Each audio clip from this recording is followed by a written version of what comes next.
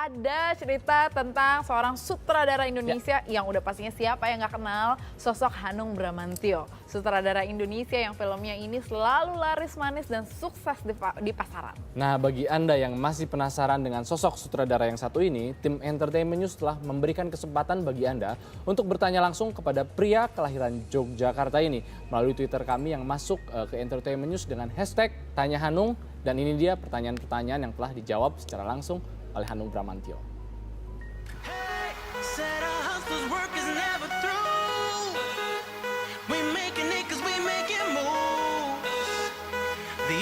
Sekarang dalam kondisi saya jenuh. Saya jenuh. Buat saya film sudah tidak ada tantangannya lagi. Ya kan? Saya lagi kepengen merambah hal yang baru. Televisi justru. Saya pengen sekali televisi. Kenapa? Karena penonton televisi lebih banyak daripada penonton film. Ya kan? Dan masa rentang televisi itu panjang. Dan televisi lebih merasuk kepada penonton sampai ke anak kecil. Maka kalau mau dibilang diselamatkan, pertama kali diselamatkan adalah televisi. Kenapa? Televisi kita hadir masuk ke dalam rumah, ke ruang-ruang private.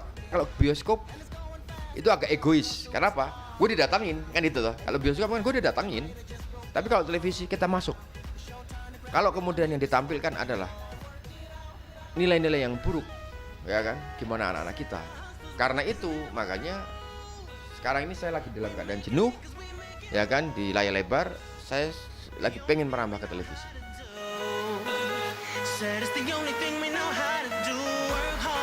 Kita syuting di bulan Januari Februari.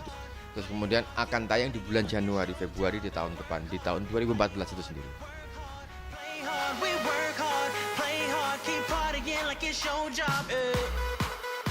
Luna Maya, ya dia teman saya dan dia punya karakter yang buat saya anak itu unik, ya kan? Anak itu unik, ya tidak hanya sekedar cantik, orang cantik banyak ya dan relatif ya.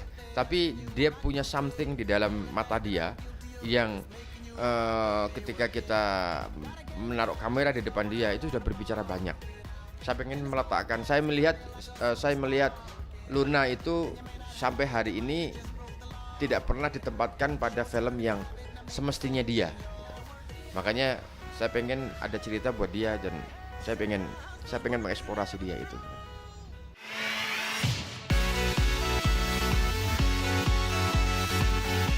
Pengen bikin film horor lagi karena 2 film horor kemarin saya nggak puas dan itu sebagai pembelajaran saya. Saya pengen sekali-kali menakut-nakuti penonton lagi. Tidak hanya sekedar membuat nangis, tidak hanya sekedar membuat bangga, ya kan? Tidak hanya sekedar membuat penonton beriman. Saya pengen membuat penonton takut sekarang.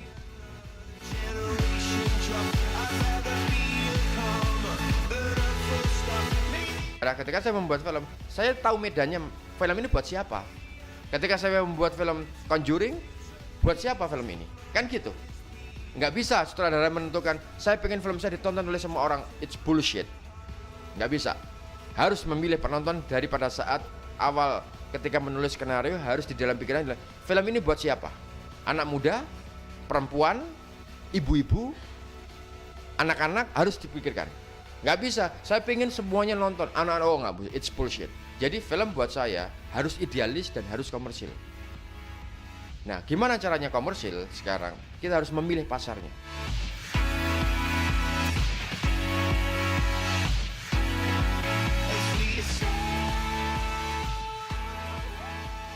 Oke, bikin penonton menangis, udah ya film-film yang sangat sering banget. Merinding, ya kan? udah. Merinding dalam arti bangga gitu ya. Ini merinding ketakutan nih yang kita tunggu. Dia bilang akan bikin film seperti Conjuring, ya kan? Dan memang dan memang kan ditungguin banget ya. Dan sekarang lagi tren banget nih Conjuring ini. Betul. Tem, kalau ngomongin tentang hasil karyanya Hanung Bramantyo nih sebagai seorang sutradara, film mana yang menurut kamu nih paling berkesan dari Hanung?